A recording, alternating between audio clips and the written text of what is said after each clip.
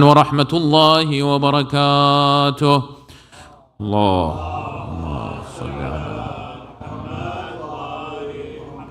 قال الله تعالى في محكم كتابه الكريم: بسم الله الرحمن الرحيم. إن الذين يكفرون بآيات الله ويقتلون النبيين بغير حق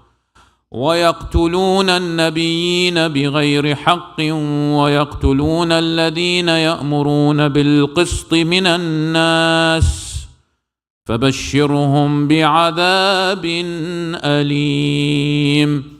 آمنا بالله صدق الله العلي العظيم. Illuminate your hearts and souls with the recitation upon Muhammad wa Ali Muhammad.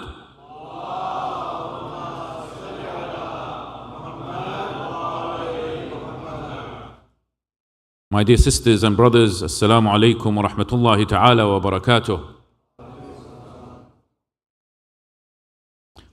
Ahmed is a 14-year-old boy. He lost his entire family, parents, siblings, and cousins in an airstrike by the Israeli regime. His schoolmates say that Ahmed hasn't really smiled since that day. Now his art teacher encourages him to express his grief through painting, but the pain remains. Al-Kinani family, their home in Gaza was also hit by an Israeli missile, killing 7 family members, including 3 children and 2 elderly grandparents. The surviving family members now struggle with that trauma and loss. And you also have the Al-Masri family, who lived in a modest apartment in Rafah, in Gaza. And when the sirens were on, they huddled together in the makeshift shelter. An Israeli missile struck their building, leaving only rubble. 5 family members lost their lives, including a 10-year-old. Who some say she loved to draw flowers on the walls. My dear brothers and sisters, there are many, many stories to narrate. Hundreds of stories that have occurred since the 8th of October 2023. And the situation is very critical in Gaza. The journal Lancet, which is one of the most famous journals in the world, has estimated that the number of people who have been murdered in Gaza is 186,000. Not the 35,000 that you hear from the media, but this particular journal, which is not a Muslim journal, it's a very respectable journal in the whole world. The Lancet estimates that 186,000, at least, individuals have died since the war began. And people are still buried under the rubble. And they say there are more from indirect deaths in the coming months and years. Now the stats are alarming, my dear brothers and sisters. They say that there are 200,000 apartment buildings, schools, universities, hospitals, mosques, bakeries, water and sewage plants. They have been destroyed. 200,000. And around 26 million tons of debris and rubble have been left since the war began. 26 million tons as a result of the Israeli bombardment on this very small space, which does not take an expert to predict that will take years and years to build and clean up. But, my dear brothers and sisters, there is something vital, important, crucial that we need to address tonight. Is that we, since the war began around the 8th of October last year, some of us have been attending demonstrations, some of us have been mourning, some of us are witnessing the atrocities that are being committed by the Zionist regime. But slowly and slowly, we've all been desensitized, aren't we? Things are starting to become normal. And this is where the situation gets critical. When the people who were continuously supporting the situation, the Palestinian people, when they start to normalize the whole thing, then this is exactly what the Israeli government and the Israeli Zionist regime wants from us. To desensitize us, to make sure that we become used to this. You know, I can't continue reading and witnessing all these atrocities. I am bored. This is what human beings are. Human beings, when you show them something, when you give them something, we love it at the start, but then we get used to it and leave it. It's a bit like children. When you give them a new toy, they love it, don't they? You know, young children. You know, when you go to the store, the toy store, they buy a toy, they play with it for a few days, and then they get bored of it, don't they? Yes, and then throw it away. It's the same with us. When I buy a new car, for example, after a few years, I get bored with this new car. I want a new car, a newer car.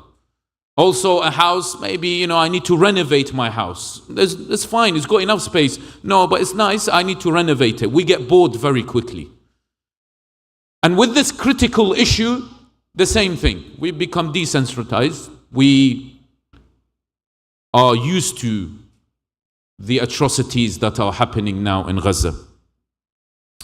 And yes, we do remember Karbala every single year. And let me be honest with you. Yes, probably this is the largest crowd I'll get in my talks. I'm not sure if you guys will be back on Wednesday or Thursday. I hope you will. Or maybe you are tired. But let me say this, that yes, we do every single year commemorate the martyrdom of Abu Abdullah, but let's be very honest. It's just that 10 nights, isn't it? And a bit of arba'in, and then we go to sleep. Again, we've normalized the revolution, the reformation of Abu Abdullah al-Hussein salamullah alayh. If we truly are Husseiniyun, then we live Hussein every single day, and we do not become desensitized from this particular issue. We've got to live the martyrdom of Abu Abdullah in every single day of my life. I've got to remember Hussein every single day of my life, because he fought for me to have this freedom now that I do, and the justice and the human rights that we continuously advocate for. Am I right or am I wrong? If I'm wrong, tell me. Is this right? Is this what we know from our books and our teachings and our scholars? Or am I being misguided? I'm very happy to be challenged on this. Is Hussein the first 10 nights of Muharram? MashaAllah, we see a large crowd, and may Allah bless you all. This is beautiful. But where is everyone for the rest of the 355 days of the year? It's beautiful that Hussein brings us here for 10 nights, but Hussein should bring us for 365. Because Hussein, salamullahi alayhi, is universal. Hussein is not just for Muharram. Hussein is for every single second of my life. That's how I understand Al-Hussein. If you understand him differently, please say now. I give you opportunity now to get up and say. If you understand Abu Abdullah al-Hussein's mission as something else, that is only just for the first 10 nights of Muharram, then please do say. Anyone? No? opportunity open, then I am right. Al-Hussein salamullahi alayhi is 365 days a year. And so we must not become complacent. We must not desensitize ourselves about the mission of Hussein and not get bored. There are many lessons to take. And what's happening in Gaza, my dear brothers and sisters, of course, is not the same as what happened in Karbala. This was what happened in Karbala, happened to the Ahlul Bayt of the Prophet Muhammad sallallahu alayhi wa sallam.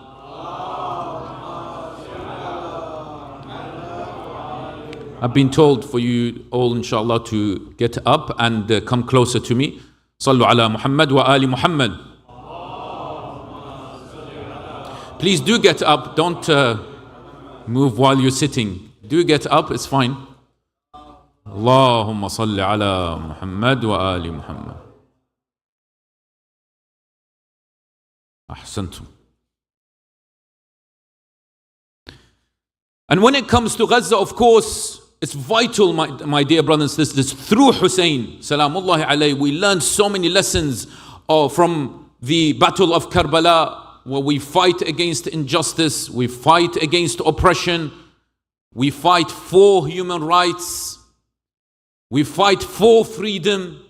These are the values that we learn from Hussein salamullah, and we apply it in the situation, the critical situation that we have now in Palestine. And so it's vital, my dear brothers and sisters, when we look at the thawra of Abu Abdullah al-Hussein salamullahi alayhi, we take everything from Hussein. As we said from night one, we take everything from Hussein, including the subject today, which is justice. When we say in our ziyarat, we say, Inni ashhadu annaka qad aqamta as-salah. Yes? وآتيت الزكاة وأمرت بالمعروف ونهيت عن المنكر ودعوت الله, etc. continues. When we say, I bear witness that you, O Hussein, did pray, أقمت الصلاة وآتيت أمرت بالمعروف ونهيت عن المنكر. You did enjoin good and forbid evil. And you were just, O Hussein. Who am I to be the witness in this particular regard? Do I qualify to be someone who says, أشهد أنك قد أقمت الصلاة وآتيت الزكاة وأمرت بالمعروف ونهيت عن المنكر وأطعت الله حق, etc. in that particular ziyarah? Who says I qualify? Do I actually pray on time? Am I someone who does amr bil ma'ruf wa nahy an munkar, so that I can come and say أشهد أنك قد أقمت الصلاة وآتيت الزكاة? It's not just the ziyarah we read. You know, ziyarah, we've got to reflect on ourselves. When I say ashhad, next time you read it, you reflect on yourself and you say, am I someone who prays on time? Am I someone who enjoins good and forbid evil? Well, there is now a situation, a critical situation for the Muslim Ummah in Palestine. Are you enjoining good and forbidding evil? Then why do you say, if you say no, then why do you say ashhadu annaka قمت الصلاة وآتيت الزكاة وأمرت بالمعروف ونهيت عن المنكر, and you establish justice? Are you establishing justice? First of all, in your heart, within your family, and in the community, and in the Muslim Ummah? These are all critical questions that we must ask ourselves. Narrations say that Abu Abdullah al-Hussein has said, من رأى سلطانا جائرا مستحلا لحرم الله. Whoever sees a tyrant ruler making lawful what Allah has forbidden, ناكثا لعهد الله, breaking the covenant of Allah, مخالفا لسنة رسول الله, opposing the sunnah of the messenger of Allah, يعمل في عباد الله بالإثم والعدوان, acting among the servants of Allah with sin and aggression, and does not oppose him with a word or deed. ثم لم يغير بقول ولا فعل. If you see that tyrant and you do not change بقول ولا فعل, without speaking nor without acting, كان حقيقا على الله أن يدخله مدخله. Then he says that it is incumbent upon Allah to make him enter the same place as the tyrant. Where is the tyrant? You know, the guy with the N. I don't want to do najis on this majlis and mention the ruler, the prime minister of Israel, the N guy. Yes? Where is he going?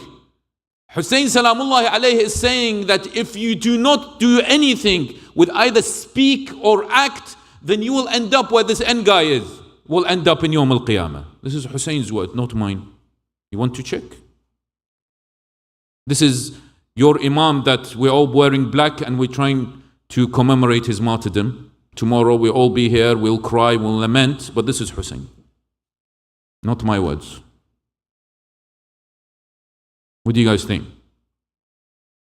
If we don't do anything, then we'll end up like him. The same place. So establishing justice, my dear brothers and sisters, is vital. It is in the core of who we are.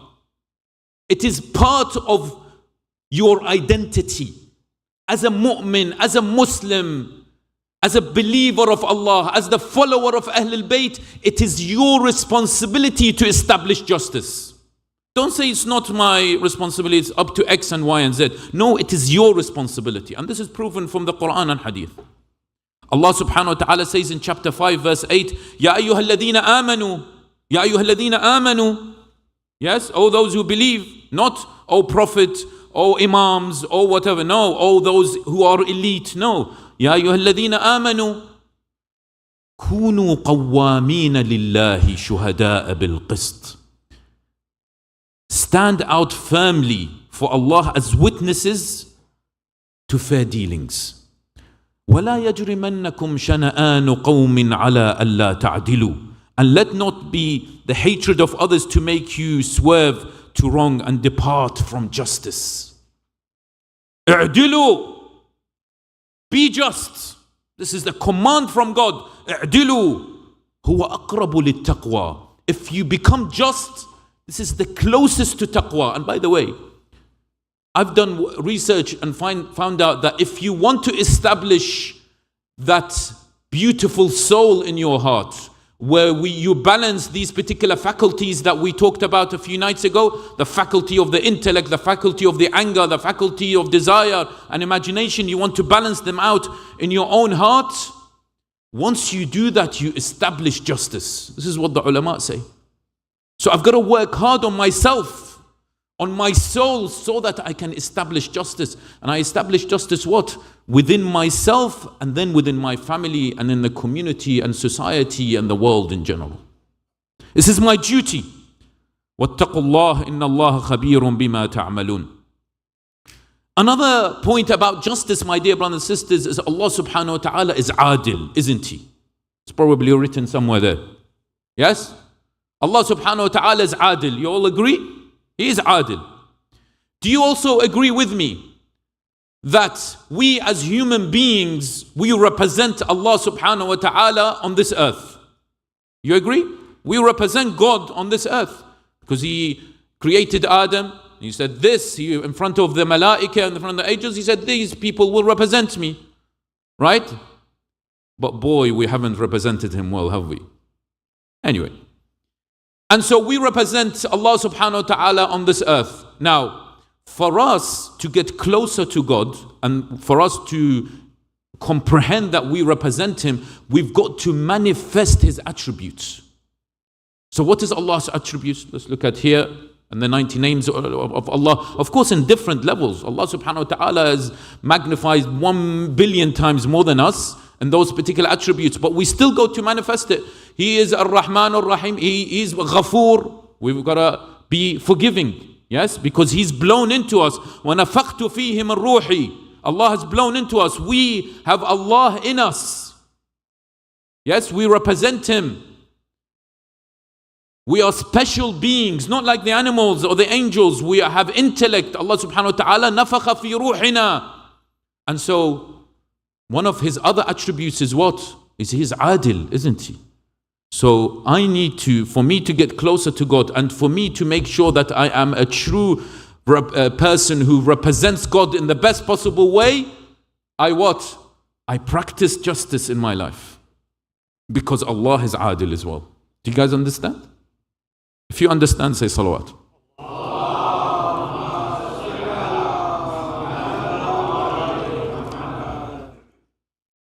And there's also a narration from the Prophet sallallahu alaihi wasallam.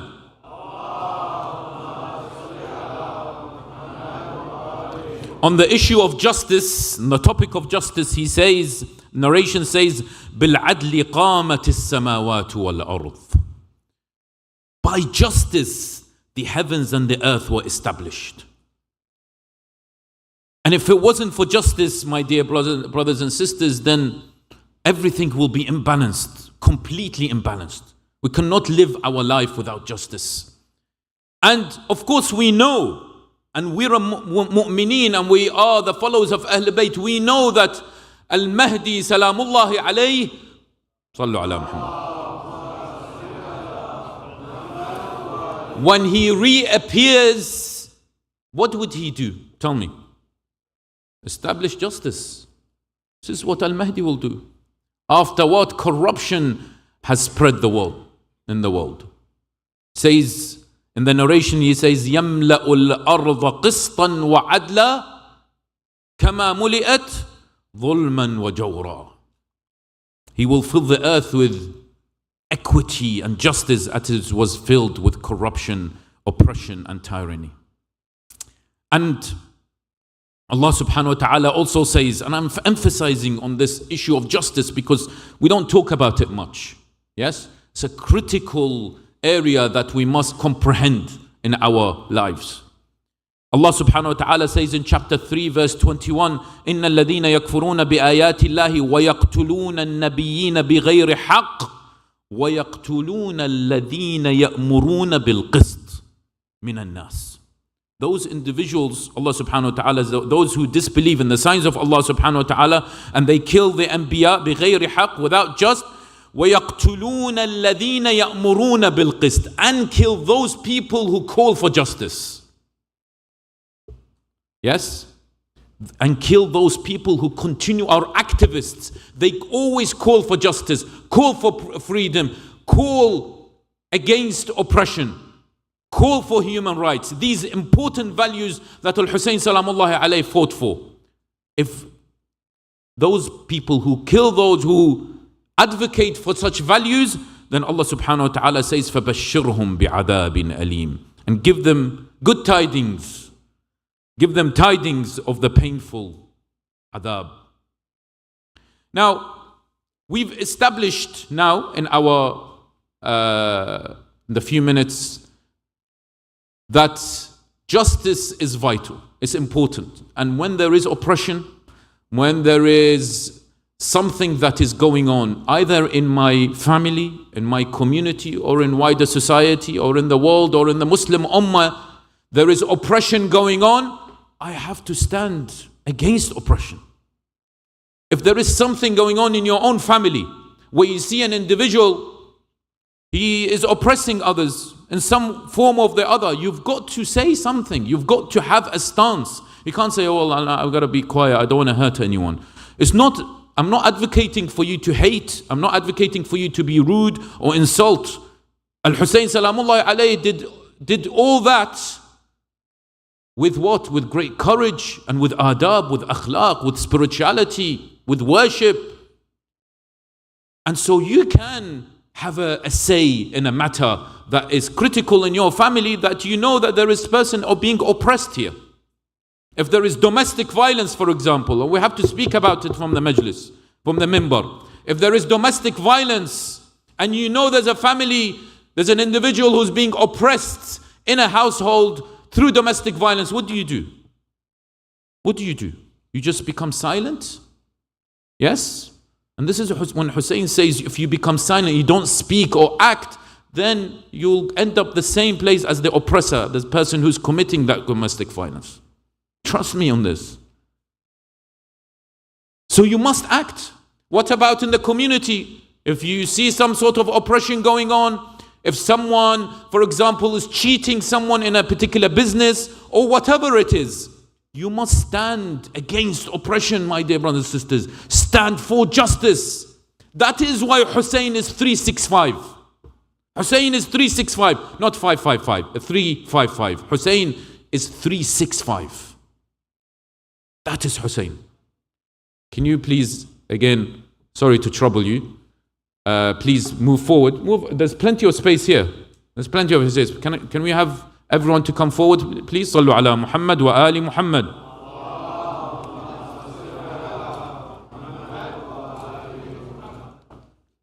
The second one, for the love of Fatima al-Zahra.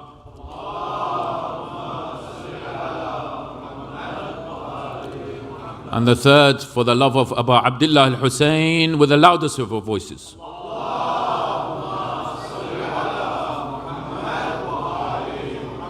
Ahsantum, barakallahu fikum.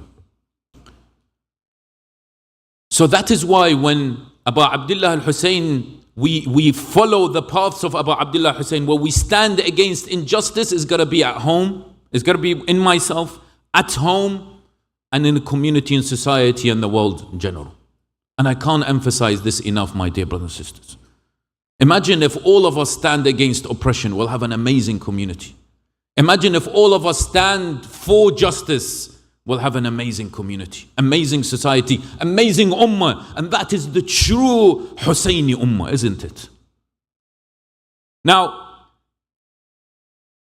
some people say, why? Yes, of course, we've got to stand against oppression. There are a lot of areas in the world. If we talk about internationally, not just at home and in community, but let's talk about internationally. Some people say, well, why are you emphasizing too much on Palestine? There is a lot of oppression all around the world, in Myanmar, for example, and some people say in Yemen and in other places all around the world, there's lots of oppression. Of course, we have to stand against oppression wherever it is all around the world. Wherever it is around the world, we have to, as mu'mineen, stand against oppression. And of course, as someone who comes from Iraq, we've seen oppression at the highest level. And it's not just now, since the martyrdom of Amir al-Mu'mineen Salamullahi alayhi in Al-Kufa, yes, in Iraq, until today, Iraq has always seen bloodshed. With Saddam Hussein coming into power and killing millions of people, of the followers of Ahlul Bayt Salam. By the way, one day I want to dedicate one of my majalis talks about that tyrant, Saddam Hussein, because not a lot of people know about him, and how he caused mischief against the followers of Ahlul Bayt Salamullah alayhi. And he killed the best of our scholars, because he knew that that path of Al-Hussein Salamullah alayhi is a threat. So he banned the majalis, he banned the Arba'in walks, he banned a lot of things. Yes, some people were doing it teaching in secret, but he killed so many. My father was imprisoned for some time in the prisons of Saddam. And so we need to go back and find out this individual, how much hate and how much murderous crimes he committed against the people of Iraq. Now, yes, Iraq and all the other places are very, very important. But when we examine Palestine, it is, I say, equally important to Iraq in terms of the history and in terms of what's going to happen in the future. Now, everywhere is important. Let me emphasize again, where we see oppression, everywhere is important. But there are places more important than others. And I say Palestine is up there. And some people say, why Palestine? They are from different school of thought. Yes, they're different sect, they're whatever. Why don't we go and help, etc.? But I say no. There are many, many reasons. And we will go into them, inshallah, why Palestine, Al-Quds, Palestine is very important and vital and essential for the mu'mineen. Now, the first reason we've elaborated on briefly, which is, of course, we are the followers of Abu Abdullah al-Hussein Salamullahi alayhi, and Hussein's message is universal. And we stand against oppression and injustice, whatever happens all around the world. Okay? We've talked about this a lot. And when you continue reading that particular, when I talked about that particular narration from Abu Abdullah, where he said you will end up in the same place. If you don't say anything or act, you'll end up in the same place as the tyrant. Yes, in Yawm al-Qiyamah. He continues and says, وَقَدْ عَلِمْتُمْ أَنَّ هَؤُلَاءِ الْقَوْمِ قَدْ لَزَمُوا طَاعَةَ الشَّيْطَانِ. And now he starts to describe those people who are the tyrants, those individuals who are against us. And I want you, when I say these things, try to compare it with the tyrants of the Zionists. And he describes these individuals. And he says, you know, that these people have adhered to the obedience of the shaitan. They have. They've abandoned the obedience of Allah. They have. Made corruption manifest. They have. Neglected the limits ordained by Allah. Yes, they have. Appropriated the public treasury, made lawful that Allah has forbidden. They have. And forbidden what Allah has made lawful. So these individuals are perhaps the Yazid of our time. The Zionists are the Yazid of our time. Because they are, as we will elaborate later, they're not causing mischief in that particular region, but they are causing mischief all around the world. And they are a danger to the Muslim Ummah. Yes? The second point, my dear brothers and sisters, why do we care about Palestine? Why is Palestine very important? Is that narrations say that Al-Mahdi, Salamullahi alayhi, sallu ala Muhammad.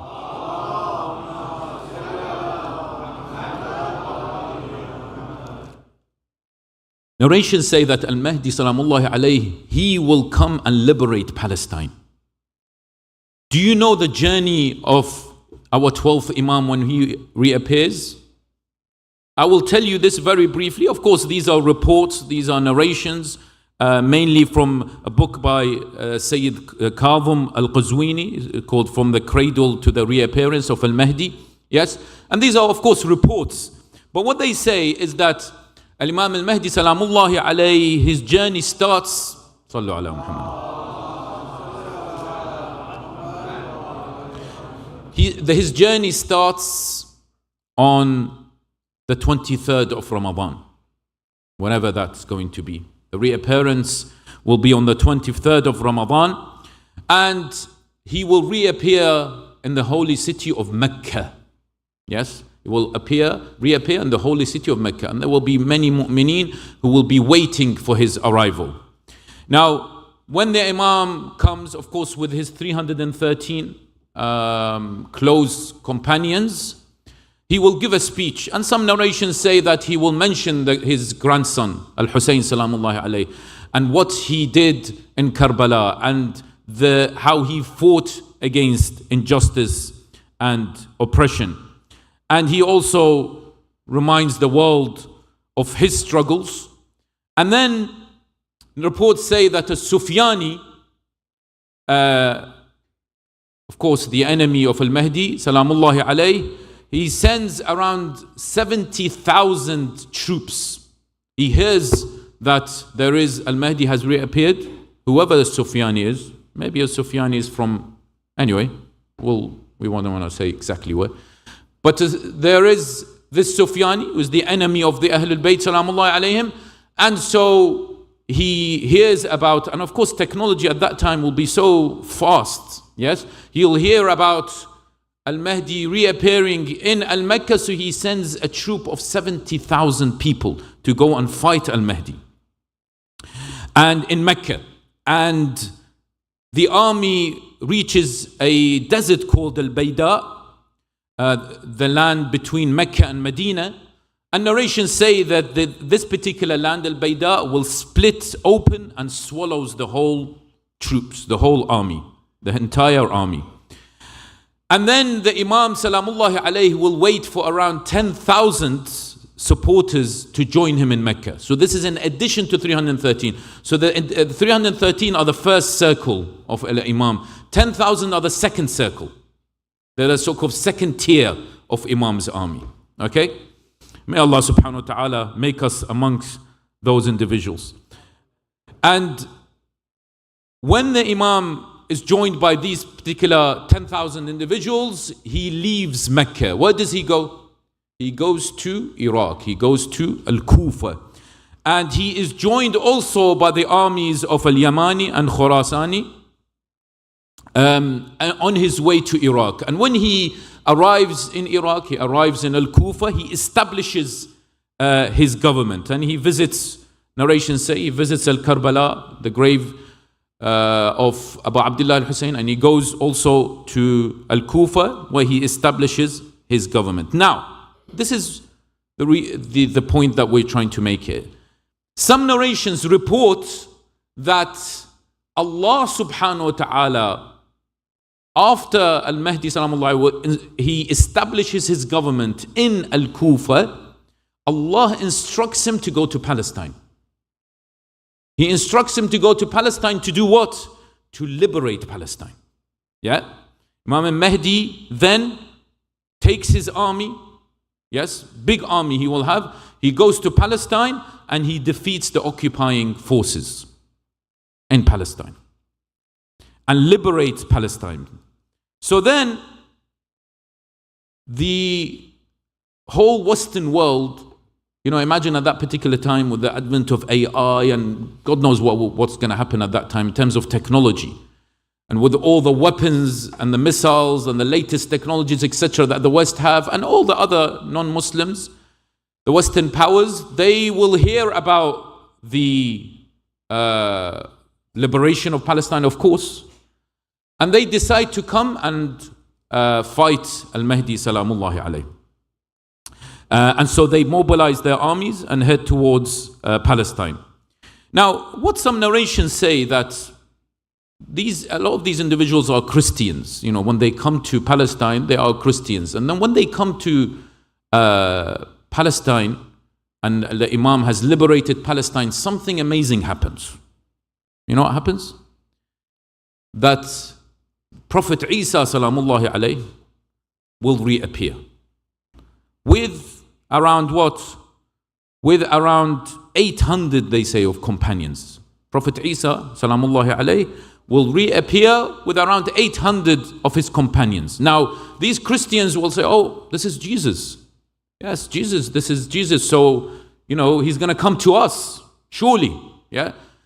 But then what happens is they see that Al-Isa salamullahi alayhi, he prays behind Al-Mahdi in Palestine.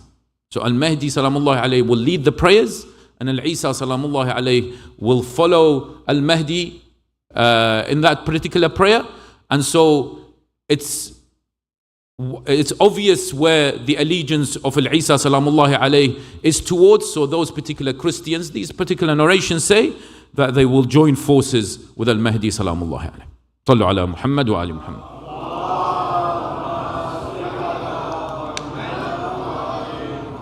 Now, why did I narrate this? It's because when you see the travel of Imam Mahdi salamullahi alayhi, where he's going to go, first reappears in Mecca, then goes to Iraq, Al-Kufa, and then he goes to Palestine and liberates Palestine.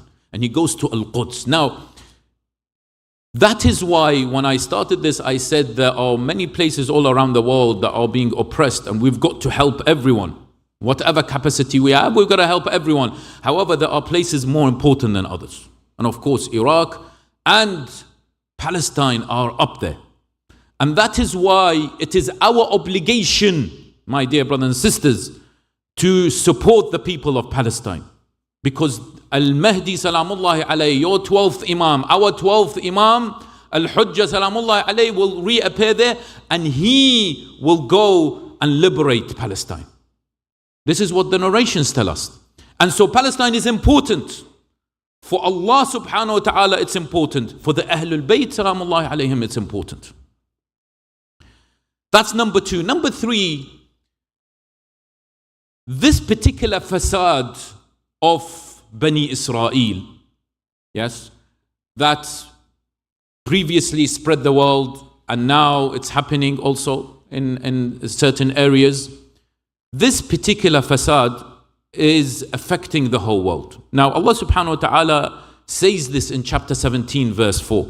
He says, وَقَضَيْنَا إِلَى بَنِي إِسْرَائِيلَ فِي الْكِتَابِ لَتُفْسِدُنَّ فِي الْأَرْضِ مَرَّتَيْنِ وَلَتَعْلُنَّ عُلُوًّا كَبِيرًا.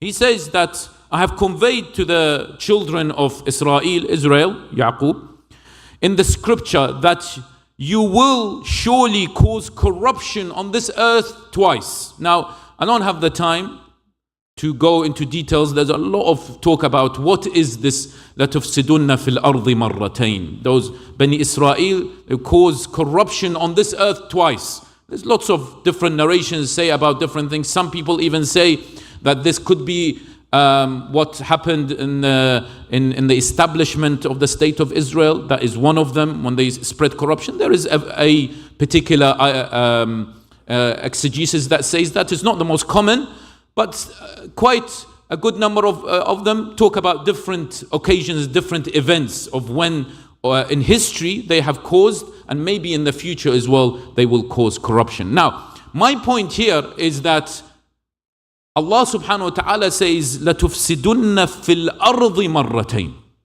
Some narrations say that this ard is what? Is Palestine, is Quds. They will cause corruption in Quds. Yes? And other narrations say, no, it is ard, it is the world.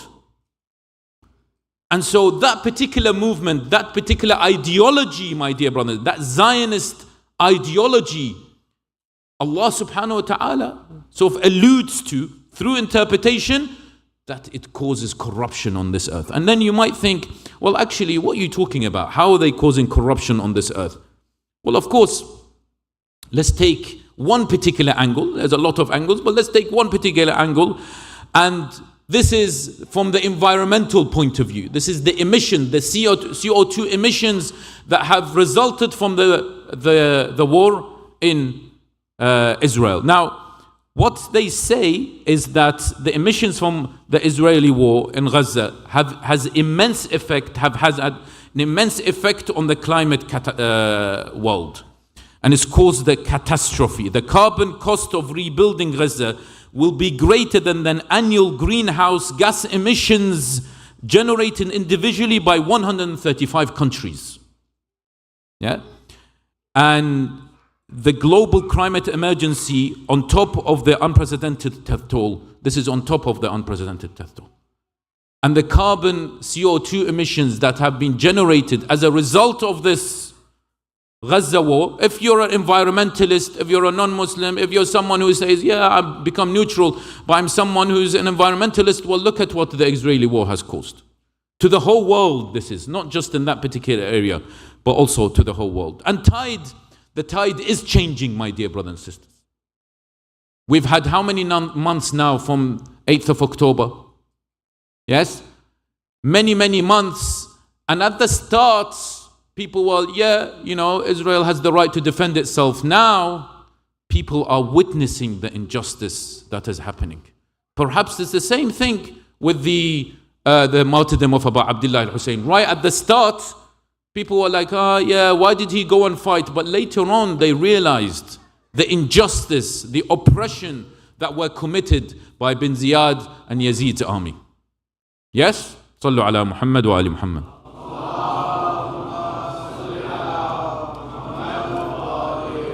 So there is the Canadian Jewish studies. Notice that I'm not quoting Muslim journals. I'm quoting these foreign journals, the Canadian Jewish studies, and it found that 49% of Canadians, they agreed that the war in Israel is an example of genocide.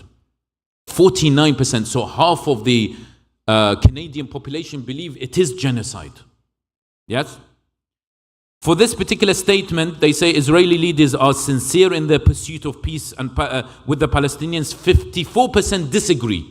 So more than half, they disagree that the Israeli government is sincere in their pursuit of peace. And in this particular statement, Zionism is a form of racism, 38% agree. But what's also important is 28% disagree, and others are sort of neutral. So 28% only think that Zionism is not a form of racism. Only 28%. This is in Canada. So the tides are changing. Also, in YouGov, February 2024, in the UK, 56% of the UK are in favor of halting arms exports to Israel.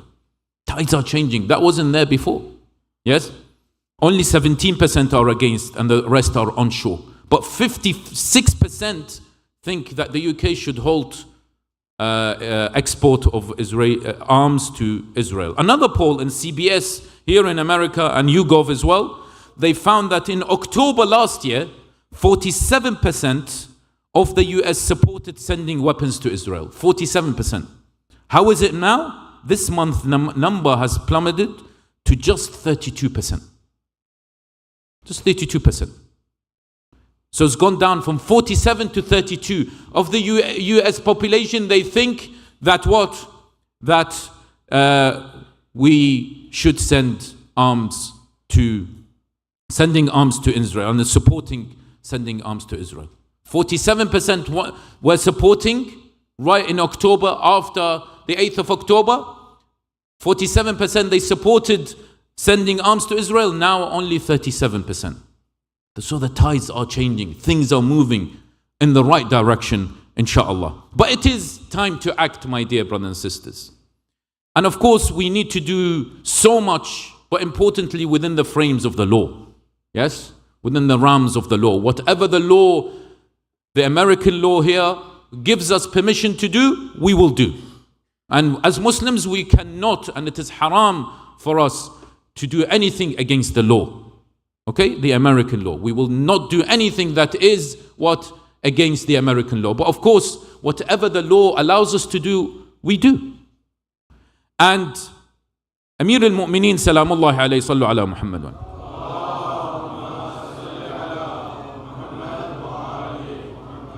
He has a supplication when war broke out, praying for refuge from fear of lack of courage. Lack of courage. You know, some of us do have, unfortunately, lack of courage. When we witness these things, we say, yeah, okay, I can't do anything about it. I'm just too busy with my life at the moment. That's lack of courage. He says, oh Allah, I seek refuge in you from timidity or cowardice at the time of intimidation and terror. From weakness at the time of assault. I seek refuge in you from the timidity of cowardice at the time of intimidation. A'udhu bik. In this particular time where we see so much oppression, but he says, I seek refuge in you from this cowardice at the time of intimidation and terror. Now, also there's a narration, a beautiful narration from Abu Abdullah al-Hussein, salamullahi alayhi.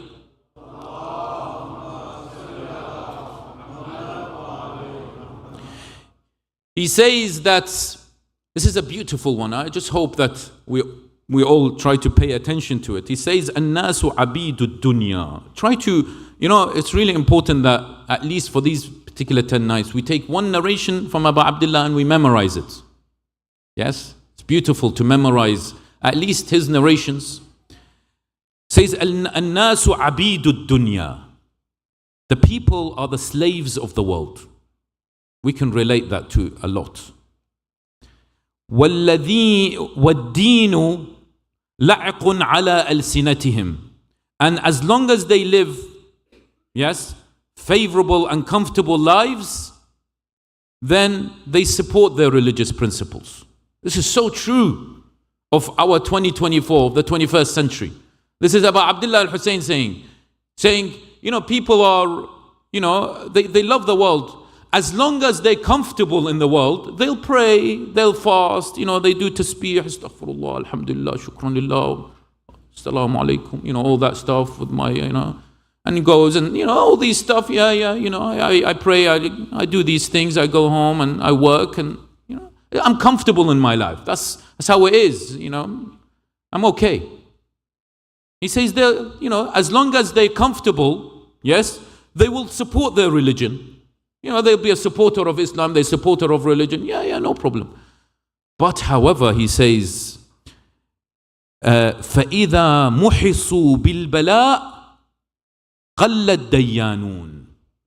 If they were to be affected with some hardship, with some bala, with sort of atrocity, with something that will shake them, an event was to happen in their life and in other world, then they will start to sort of reduce in their connection with their religion. And they start to what? The true followers of the religion then will be very few. قَلَّ الدَّيَّانُونَ. The true mu'mineen will be very few. At the start, there's a lot of people who say, yes, I am mu'min, I come and pray, I do tasbih, I come for majalis, I come and do all this is brilliant because it's comfortable for me. You know, life is not built for you to be comfortable. Honestly, guys, let's try to comprehend this. We are on a journey. We're on a journey towards somewhere much better, much greater than where we are now. But throughout this journey, we're going to go through lots of uncomfortableness, lots of paths where we're going to fall into traps, we're going to be tested, there's lots of hardship. This is the time where I've got to show my true iman. And Abu Abdullah Hussein says that when you fall into hardship, you find very few dayyanun, very few people who are truly mu'mineen. Yeah. So when we have hardship now, when we are looking at what's happening in Gaza, many of us sort of draw ourselves back and say, well, I won't speak out because it affects my business. I won't do this. I won't go to a demonstration because if they take a photo of me, oh no, I'm going to be cancelled out, or they're not going to give me something. It's vital that we have trust in Allah subhanahu wa ta'ala. Whatever the law allows us to do, we do. If the law says you're allowed to go demonstrate, we go and demonstrate. If the law says you're allowed to tweet and make sure that you go and pressurize your congressmen or women, we go and do that. Whatever the law allows us, why not? Why are we afraid? Allah subhanahu wa ta'ala is with us. It's important that when it comes to these cases, we become true Husseiniyin, not just we talk about, yes, I am a Husseini, because Hussein, and we said this 1,000,000 times, Hussein stood for against oppression and against injustice and for human rights. And now there is oppression and injustice in Gaza. We've got to stand against it. We've got to stand against it. Otherwise we'll be the same as the end guy, the Prime Minister of Israel. Now, I'm going to go through for the last few minutes, inshallah, of my talk, go through practical ways into what can we do as a community and then as individuals. Okay, inshallah, you're not tired. I'm sorry, this is last night with such a crowd. So please forgive me. I know maybe your back is hurting and you've had enough of me talking a lot for the last few nights. So inshallah, you will get ajr from Allah subhanahu wa ta'ala. I'm sure you will. Sallu ala Muhammad wa ali Muhammad.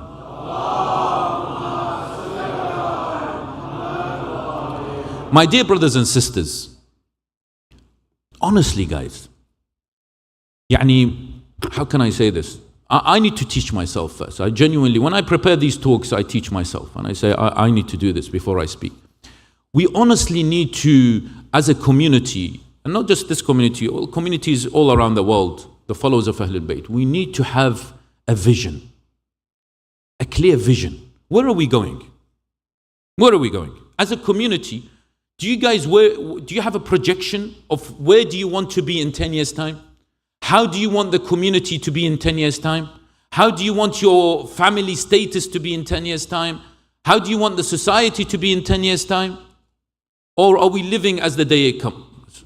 It's really important we have a vision, yes? And we become proactive. We have a vision, we have then an aim, a mission, we want to get somewhere. And I will work every single day in order for me to achieve that particular mission.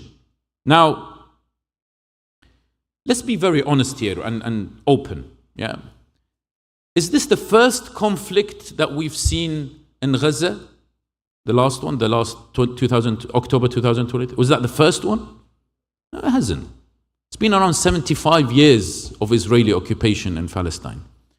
Now I ask you all, and I ask myself first, and truly I'm not trying to be humble, I'm asking myself, what have we done? to help the people of Palestine for the last many, many years.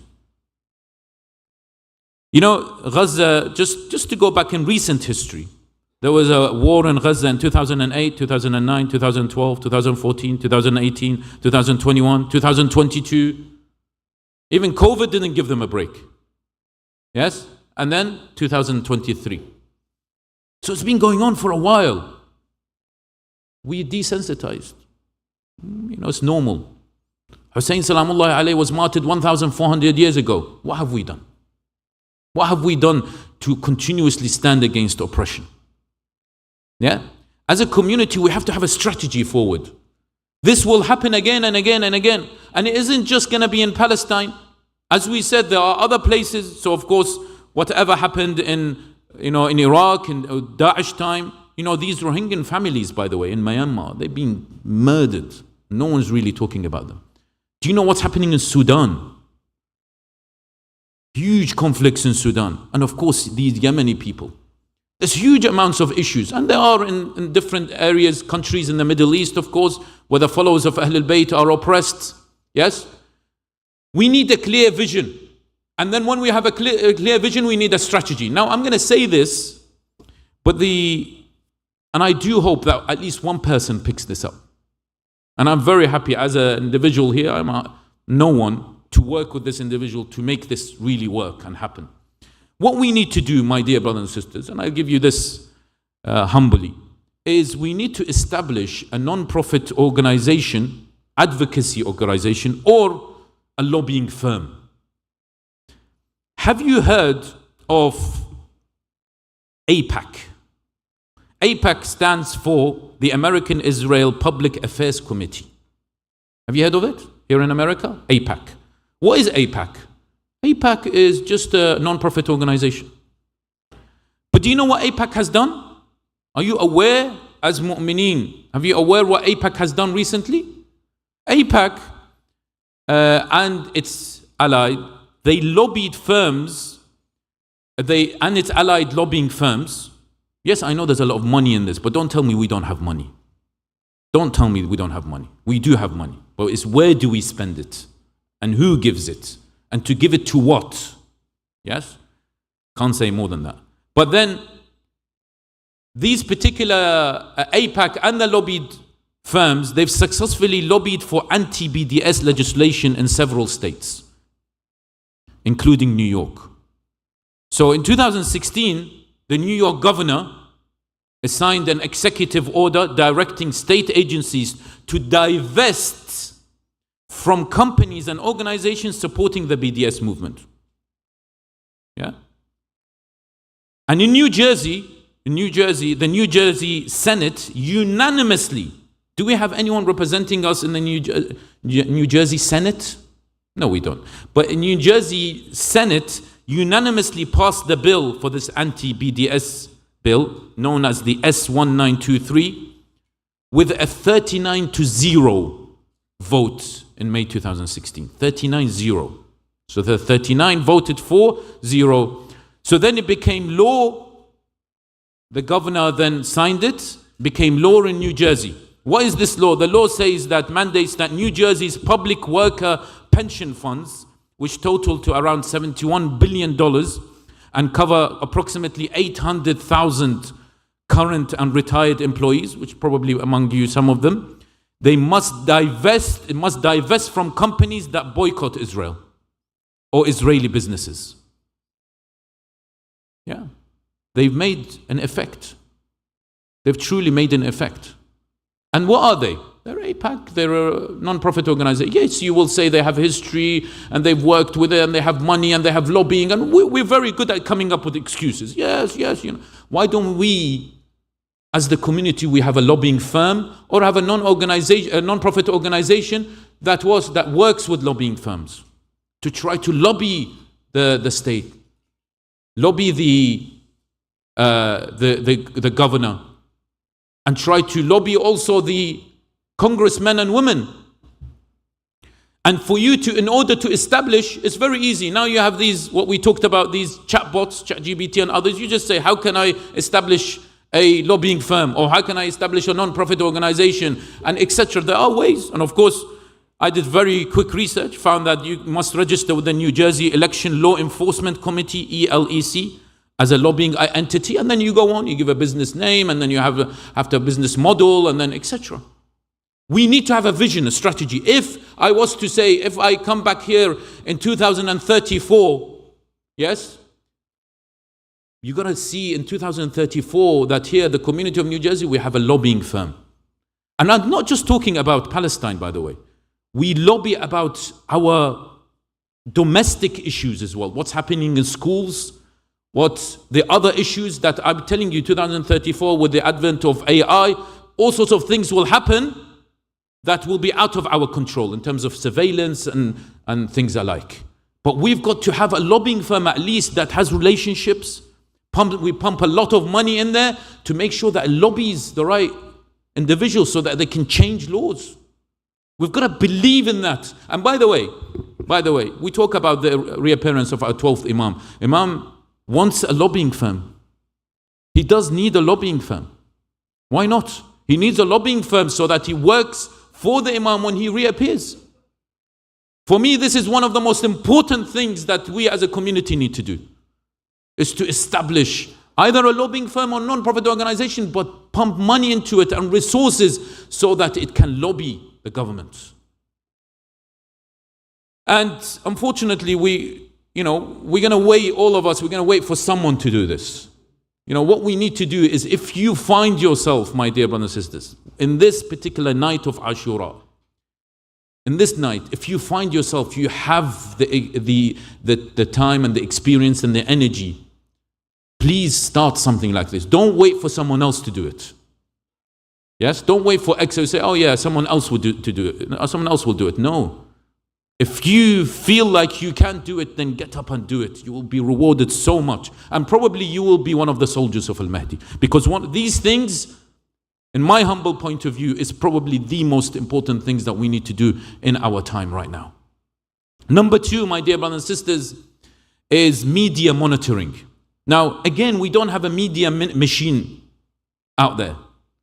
That, media controls the views of people all around the world. And I know my dear friend Mehdi Hassan, back in Washington, he established this organization called Zeteo. Yes? And some of you might have subscribed. If you haven't, I do encourage you to subscribe. And we've got to support him at least. I know some people might disagree with some of what he says, but what he's doing with the issue of Palestine is great. It's really, really great. And the material he is producing is what we want. So at least we need to support him in that regard. But also we need much more than Zeteo.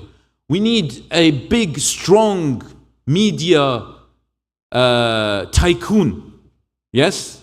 Like all those others, who then starts many newspapers, many TV channels. We need to channel our vision towards media, lobbying, etc.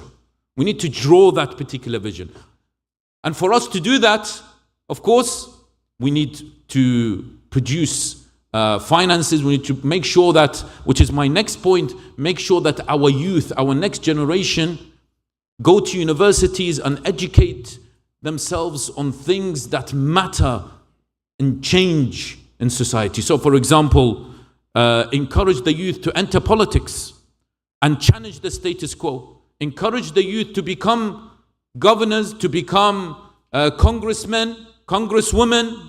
Like Ilham Omar. How did Ilham Omar become a congresswoman? Yes? She fought through all the ranks, and then she did it at the end. A muhajjaba, who is a congresswoman representing her state in Congress. And degrees in political science, international relations, law, economics. We've got to encourage our children to make sure that they do these particular degrees so that they can help if we were to establish a lobbying firm, if maybe that some of them are skilled enough and competent enough, yes, and charismatic enough to hold, not literally, but hold the flag of Hussein salamullahi alayhi, and continue going and trying to make a difference in government. Now, on a local level, and I am finishing very soon, my apologies, is that, yes, we've got to, on an individual level, if you want to be an individual activist, then of course you can go and participate in peaceful demonstrations. You can write to your Congress man or woman. How many people here have written to their congresswoman? I know that here in this part of New Jersey is the 12th district, and the current congresswoman name is Coleman, Bonnie Watson Coleman. And so if you live around here, then you can try to write to her, go to her office. She's got an office in Washington, she's got an office here as well, and at least make a difference from that kind, and talk about, as a resident here, that you are frustrated that the US government are not calling this particular event that's happening in Palestine as genocide, truly genocide. And of course pushing for a ceasefire. And of course you can do all sorts of other things, online petitions. There in change.org, there have been over 98,000 victories in 196 countries. So at least, maybe if this is the least of Iman, when the hadith from the Prophet sallallahu alaihi wasallam says, "Man ra'a minkum munkaran falyughayyirhu biyadihi." If you see some munkar, evil, you change it with your hand. And these days, our hand should be the keyboard, should be the phone. Yes, should be trying to work hard to lobby, etc. This is the ghayyirhu biyadihi. Change it with your hand. If you cannot, he says, then change it with the lisan. فَبِلِسَانِهِ. Go and speak about it. And if you can't do all of that, then change it in your heart. وَذَلِكَ أَضْعَفُ الْإِيمَانِ. And that is the weakest of Iman. We're changing it with your heart. Now, finally, and I promise it is finally, that I do believe, my dear brothers and sisters, after what happened what's happening in Gaza, for us as the followers of Ahlul Bayt, salamullahi alayhim, it's time for us to get up and talk about our faith. Really, for a lot of time we have been sort of silent. We try to say, well, I don't want to talk about as a Shi'i. I don't want to say that I am the follower of Ahlul Bayt. I think it's now absolutely the time for me to be proud and say I am the follower of Ahlul Bayt, salamullahi alayhim. Because the followers of Ahlul Bayt are the ones that have truly stood behind Palestine and Gaza. And you know what I'm talking about. They have truly stood behind Gaza. And it's time for us to come and say, well, actually, this is what Hussein stood for. This is Hussein. Hussein is the one who gave us that particular push so that we can stand against oppression and stand against injustice. And finally, this time really, really finally, we cannot do all this without unity. Yes? Allah subhanahu wa ta'ala says, وَاعْتَصِمُوا بِحَبْلِ اللَّهِ جَمِيعًا وَلَا تَفَرَّقُوا. But there's also a really interesting verse in chapter 8, verse 46. He says, وَأَطِيعُوا اللَّهَ وَرَسُولَهُ وَلَا تَنَازَعُوا فَتَفْشَلُوا وَتَذْهَبَ رِيحُكُمْ. He says that follow Allah subhanahu wa ta'ala, obey Him and His Prophet, and do not dispute, do not be divided. Otherwise, you will lose courage. And he says, وَتَذْهَبَ رِيحُكُمْ. Rih is what? Is the wind, isn't it? He says, this rih will be taken away from you. And you think, what is this rih? When you have a ship, what sails the ship is the rih, is the wind. Yes? And remember the ark of Abu Abdullah al-Hussein, salamullahi alayhi. The ship of Abu Abdullah al-Hussein, salamullahi alayhi, says, Husseinu misbah al-huda wa safinatu najat. This ark of salvation, if I want to embark on this ark, and this rih will take me forward towards Allah subhanahu wa ta'ala. Now, if we do not reunite, the ship will stand still. It will not push us. It will not take us sail towards Allah subhanahu wa ta'ala to establish justice in this world. Yes? And so it's important that at least for the flag of Hussein salamullahi alayhi, the one that is standing outside, or the flag of Al-Abbas, that without wind, it will not, you won't see the flag blowing. You'll see it's just standing still. We need to be united. We need to come together, my dear brothers and sisters. One person, two people is not enough. We all need to come together under the name of Abu Abdullah al-Hussein salamullahi alayhi. Now, I have mentioned in the last few nights in my majalis this particular friend I have who's quite a unique individual. And this person is not just because he is my friend, but truly I regard him as a true Husseini. He did what Abu Abdullah al-Hussein salamullahi alayhi said. He said, go and do something with either say or act. And he's applying what the Prophet sallallahu alaihi wasallam said. He said that if you see munkar, go and change it. You go and help. You do something. This particular individual called Dr. Muhammad Tahir is a nerve surgeon. And now as we speak, he is in Gaza.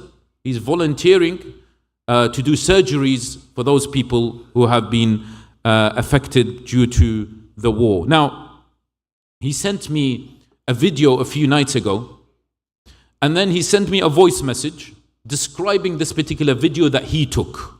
Yes?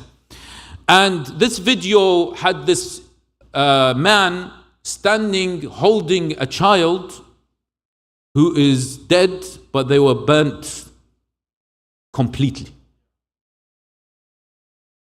And also, while he was filming, he said that he went to, just before that, he went to pray Salah Janazah on a 10-year-old boy who was murdered by the Israeli regime. Yes? 10-year-old boy, innocent boy. He doesn't belong to hummus, does he? Right? This 10-year-old boy, innocent. This particular individual, where he was martyred, this doctor, he went and prayed janazah. He said, when I left the janazah, I was coming out, I saw this individual holding this baby who was burnt. And I have the video. And whoever wants to video, I can send it to you. And then he said, it wasn't just this baby. He said, when I looked around, I saw there were so many other babies lying on the floor dead. And then what he told me, and I have the voice message, and again I can send you the voice message. And he said, at that particular moment, I remembered Ali al-Asghar. He said, I remembered what Abu Abdullah al-Hussein salamullahi alayhi went through. Because when he held Ali al-Asghar, and he held him when the spear came and killed Ali al-Asghar in his neck, Imam al-Hussein looked around and there were dead bodies all around. Yes? And he said the same thing happened. He saw this individual holding that baby and there were dead bodies lying around. La hawla wa la quwwata illa billah. And he said, he imagined what Abu Abdullah al-Hussein went through. He felt it. And I felt it through his voice message. And then he ended the voice message by saying, Hasbi Allah wa ni'mal wakil. Wa la hawla wa la quwwata illa billahi al-ali al-azim. Truly atrocities, my dear brothers and sisters. And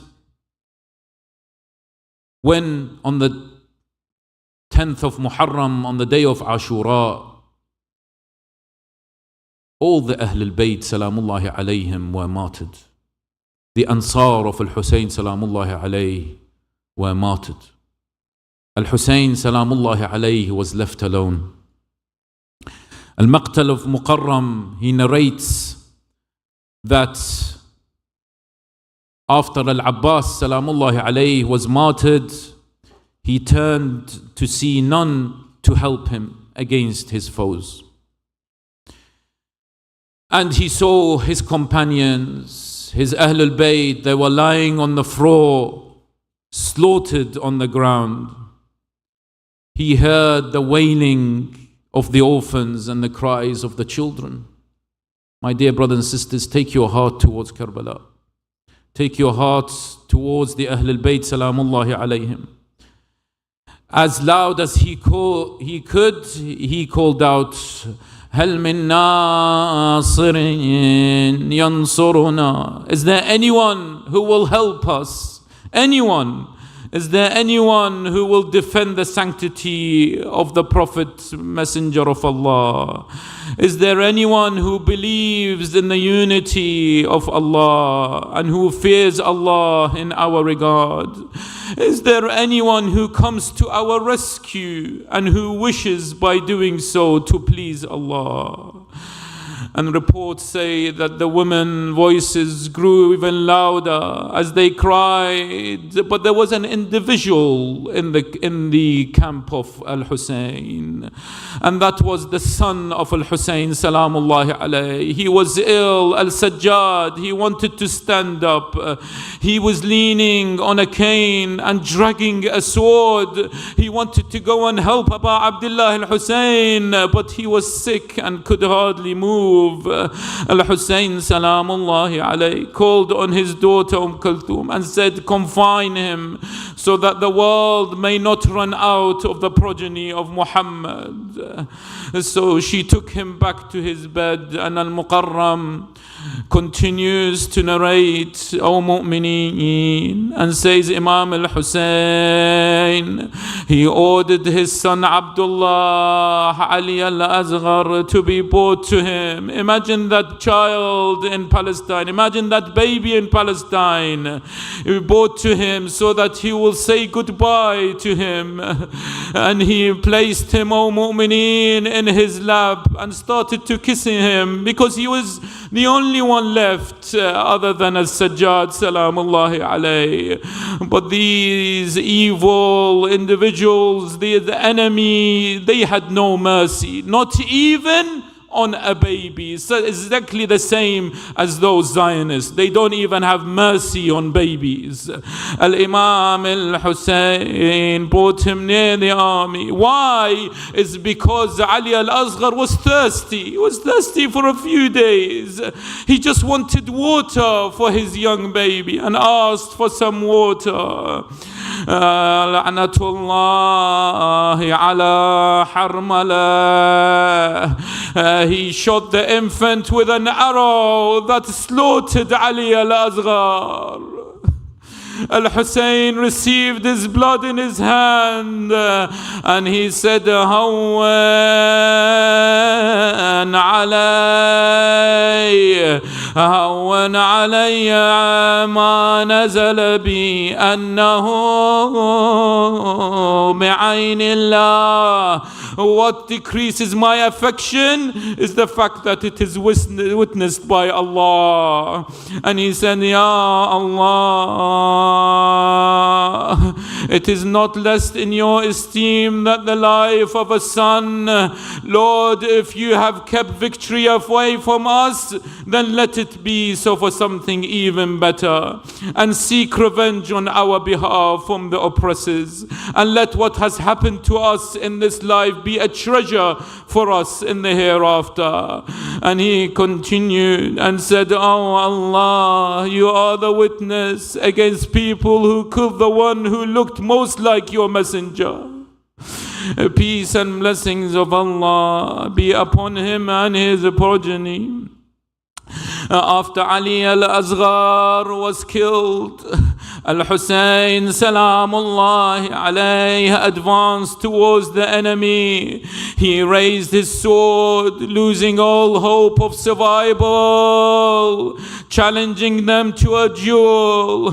He killed all those who accepted his challenge, and the number was quite high. And then he charged on the army's east flank, and then he recited Al-Maut awla min rakub al-ari. Death is better than accepting disgrace. Wal-ar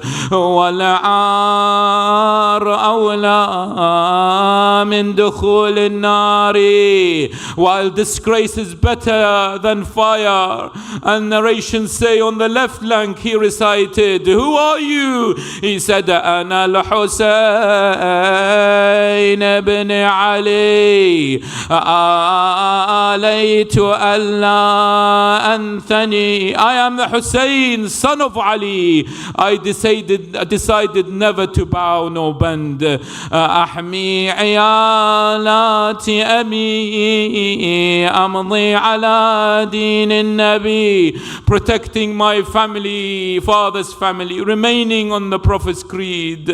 And then Abdullah ibn Ammar said, never have I seen someone surrounded by a huge number of enemies and whose son is slaughtered, and so are his family and companions, and who still maintains his composure, remained relentless, and stayed courageous more than Al-Hussein. Men kept fleeing in front of him whenever he charged at them, and none kept his ground. And then Umar ibn Sa'd shouted to everyone, he said, this is the son of the quarrelsome one, the one with the stomach. This is the son of the killer of the Arabs. Attack him from all directions. Narrations say 4,000 arrows were once shot at him, and he was forced to align from his horse. Al-Hussein shouted at them, "Oh, so followers of Al-Sufyan, Abu Sufyan, if you have no religion at all, and yet you fear the returning to your Maker, then at least you should remain free in your life, and you should go back to your lineage if you are Arabs and you claim, as you claim." And Al-Shimr addressed him saying, "What are you, son of Fatima, Aba Abdullah al-Hussein?" He said, I am the one who is fighting you, and women are not held accountable. So keep your rogues away from them and stop them from harming any woman as long as I live. But I ask you, my dear brothers and sisters, Al-Hussein, salamullahi alayh, he protected his family, his Ahl al-Bayt. Abbas is gone. Ali al-Akbar is gone. Al-Qasim was martyred. Ali al-Asghar was martyred. Habib was martyred. They all had protection. But I ask you, who was there to protect him when a shimr sat on his chest? ولا حول ولا قوة إلا بالله العلي العظيم. وسيعلم الذين ظلموا أي منقلب ينقلبون والعاقبة للمتقين وإنا لله وإنا إليه راجعون. My dear brothers and sisters, I need you to all stand up and recite together, inshallah. This is the night of Ashura. Ya Hussein, Ya Hussein, Ya Hussein, Ya Hussein, Ya Hussein, Ya Hussein, Ya Hussein, Ya Hussein, Ya Shaheed, Ya Hussein, Ya Hussein, Ya Hussein, Ya Hussein. The cradle of Hazrat Ali-Asghar is coming in the back. Jula, Jula na ise zameen Karbala loriya dena ise zameen Karbala जिससे निराशा है ये भूखा प्यासा है ये दूध पिलाना इसे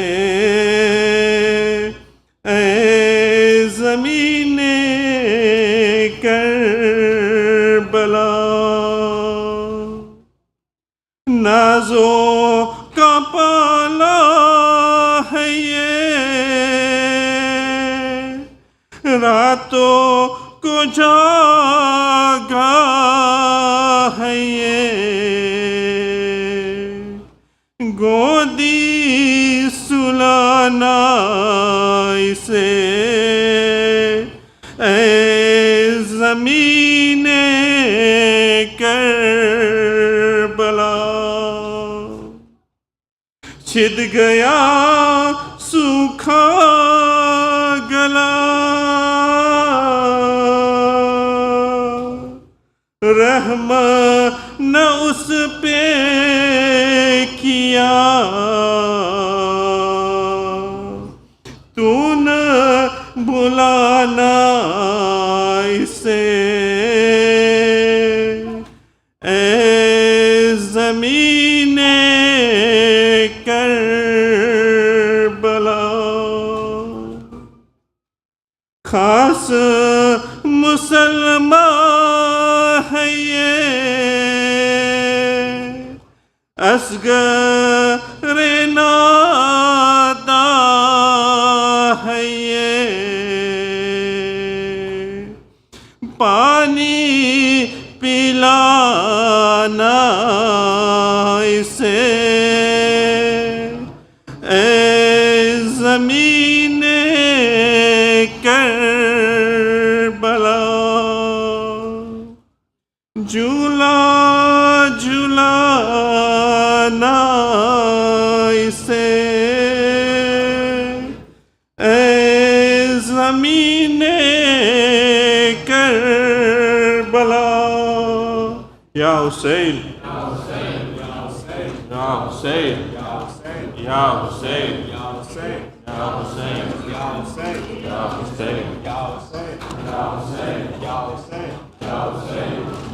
Hussein al-Gharib, al-Gharib, al-Hussein, Hussein al-Shahid, al-Shahid, al-Hussein, Hussein al-Gharib, al-Gharib, al-Hussein, Hussein al-Shahid, al-Shahid, al-Hussein.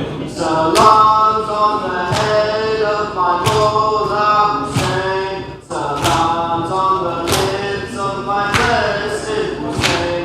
For days in the desert your body remains, with thousands of arrows you shall they be gained. And on Arba'in where the millions will tread, the grief and the mourning for you, Ya Hussein.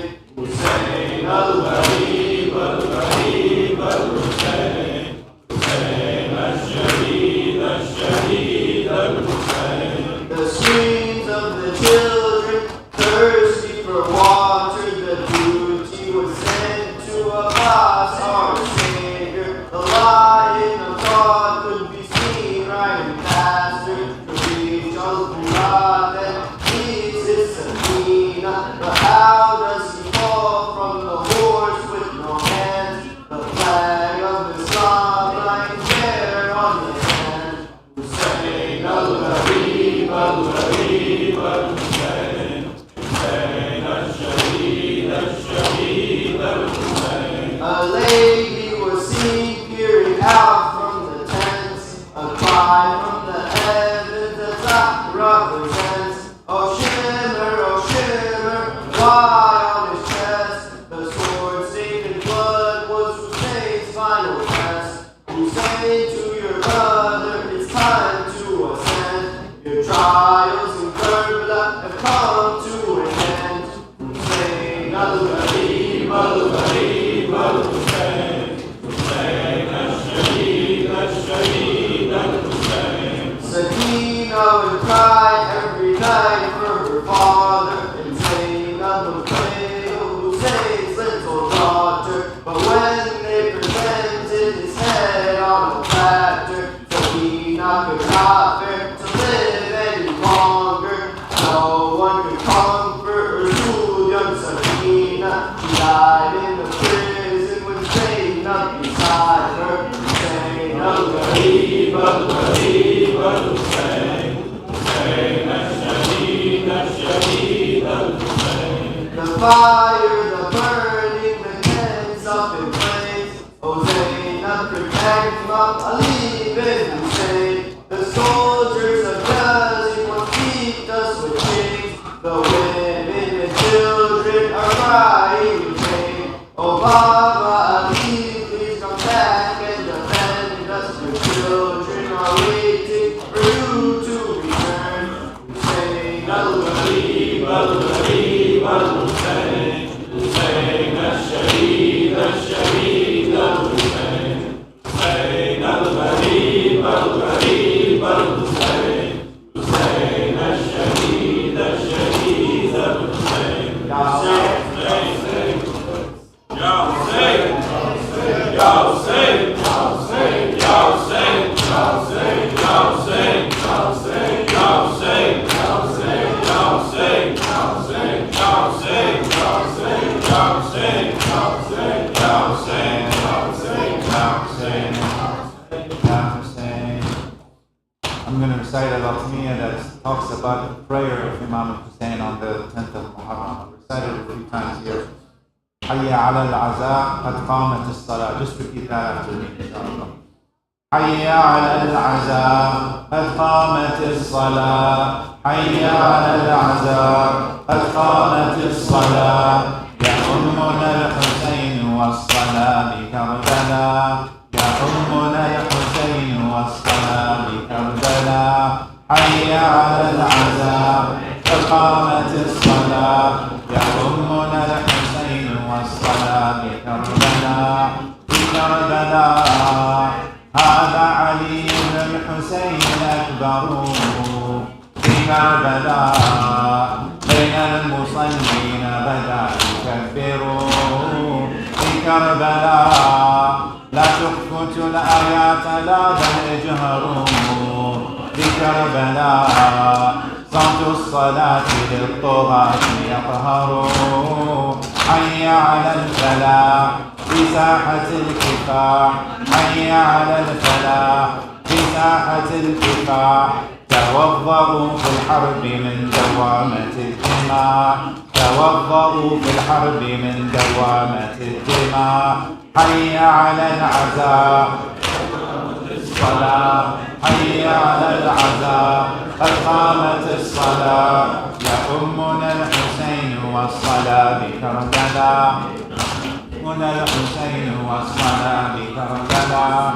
يا مسلمون قوموا ولبوا داعي الله معي. يا مسلمون تيمموا الآن بحمر الأدمع.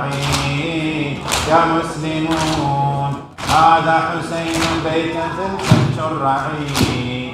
يا مسلمون يدعو ألا يا نفسي لا لن تخضعي. أين الرباط أين هذا هو الحسين. أين الرباط أين هذا هو الحسين. يدعو هلما نسحق الجيوش بالدعاء. يدعو هلما نسحق الجيوش بالدعاء. حي على العزاء. حي على العزاء قد قامت الصلاة. يأمنا الحسين والصلاة بكربلاء. يأمنا الحسين والصلاة بكربلاء. ساووا الصفوف حتى نصد في الدماء كالسيوف. ساووا الصفوف 70 في الله سنسحق الألوف. ساووا الصفوف هذه صلاة الحق.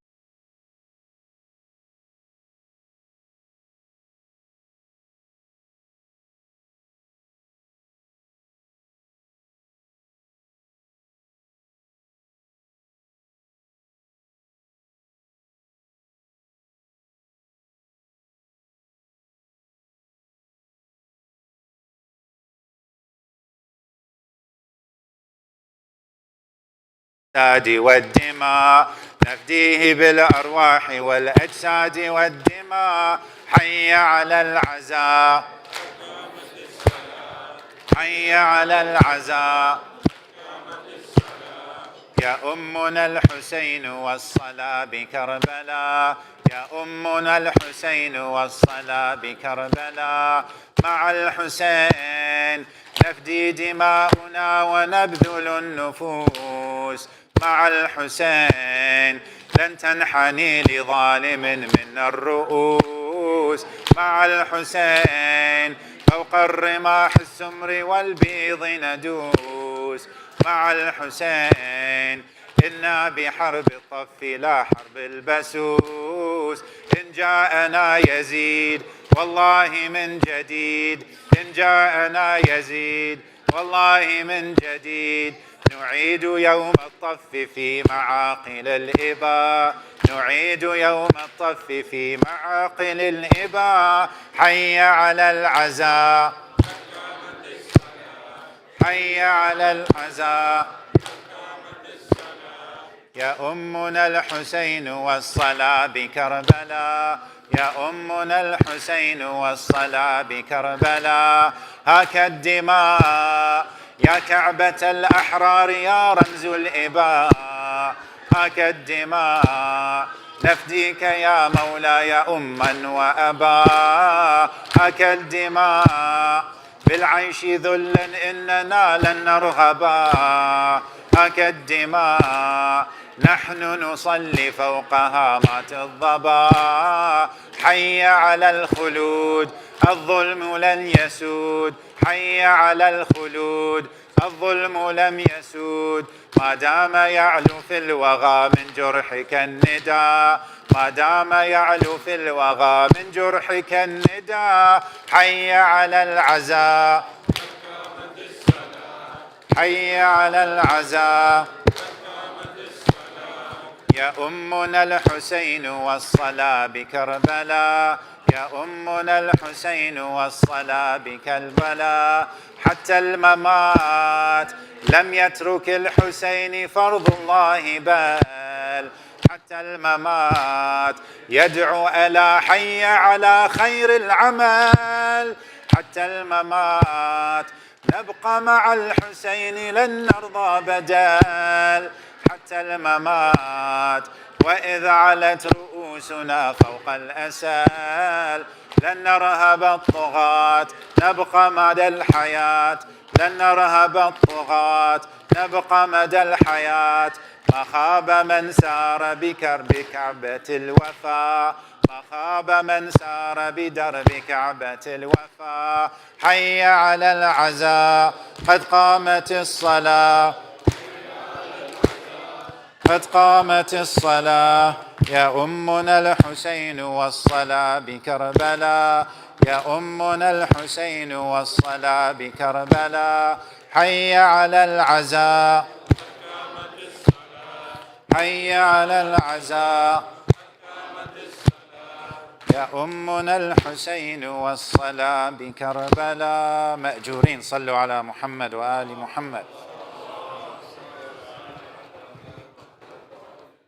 اللهم صل على محمد وآل محمد اللهم أنت السلام ومنك السلام ولك السلام وإليك يعود السلام سبحان ربك رب العزة عما يصفون وسلام على المرسلين والحمد لله رب العالمين السلام عليك أيها النبي ورحمة الله وبركاته السلام على الأئمة الهادين المهديين السلام على جميع أنبياء الله ورسله وملائكته السلام علينا وعلى عباد الله الصالحين السلام على علي أمير المؤمنين السلام على الحسن والحسين سيدي شباب أهل الجنة أجمعين السلام على علي بن الحسين زين العابدين السلام على محمد بن علي باقر علم النبيين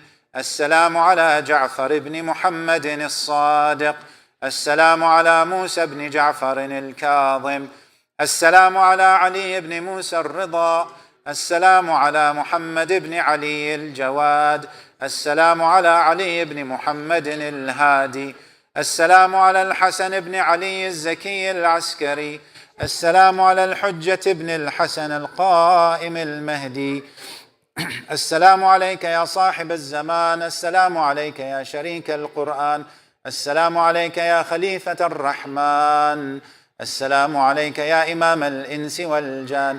عجل الله تعالى فرجك وسهل مخرجك وظهورك، وجعلنا من أعوانك وشيعتك وجندك، ورحمة الله وبركاته. وصلى الله على سيدنا محمد وآله الطاهرين.